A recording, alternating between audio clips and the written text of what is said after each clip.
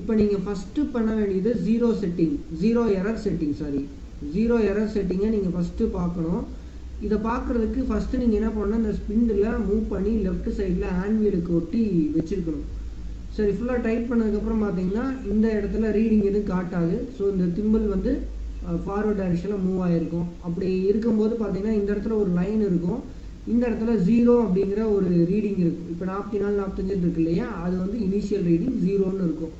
So first இனிஷியலாக நம்ம இந்த 0 அப்படிங்கிறது பார்த்திங்கன்னா கீழே இருந்தது அப்படின்னா அது வந்து பாசிட்டிவ் எரர்னு சொல்லுவாங்க, மேலே இருந்தது அப்படின்னா அது வந்து நெகட்டிவ் 0 எரர்னு சொல்லுவாங்க. இப்போ 2 லைன் கீழே இருக்குது அப்படின்னா பாசிட்டிவ் எரர். இப்போ 2 லைன் கீழே இருக்குது அப்படின்னா 2 × 0.01, அதாவது ஒவ்வொரு கோடும் 0.01 அளவு இருக்குது அப்படின்னு அர்த்தம். ஸோ 2 லைன் கீழே இருக்குன்னா 2 × 0.01 எரர். அதே இந்த 0 மேலே இருக்குன்னு எடுத்துக்கிட்டிங்க அப்படின்னா இப்போ 3 லைன் மேலே இருக்குது அப்படின்னா 3 × 0.01 அப்படிங்கிறது எரராக இருக்கும்.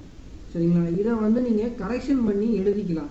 ஸோ என்கிட்ட இவ்வளோதான் இன்ஸ்ட்ருமெண்ட் இருக்குது, வேறு இல்லை அப்படின்னா இப்போ கீழே இருக்குது அப்படின்னா நீங்கள் என்ன பண்ணிக்கணும், ஆட் பண்ணிக்கணும், அது பாசிட்டிவ் எரர். அதே மாதிரி மேலே இருக்குது அப்படின்னா அதை வந்து நீங்கள் ஃபைனல் ரீடிங்லேருந்து மைனஸ் பண்ணிக்கணும். ஸோ இந்த மாதிரி நீங்கள் இந்த 0 எரரை செட் பண்ணிக்கணும். மேக்ஸிமம் பார்த்தீங்கன்னா 0 எரர் இருந்துச்சு அப்படின்னா அந்த இன்ஸ்ட்ருமெண்ட்டை வச்சுட்டு வேறு இன்ஸ்ட்ருமெண்ட்டில் நம்ம மெஷர் பண்ணுறது பெட்ரு.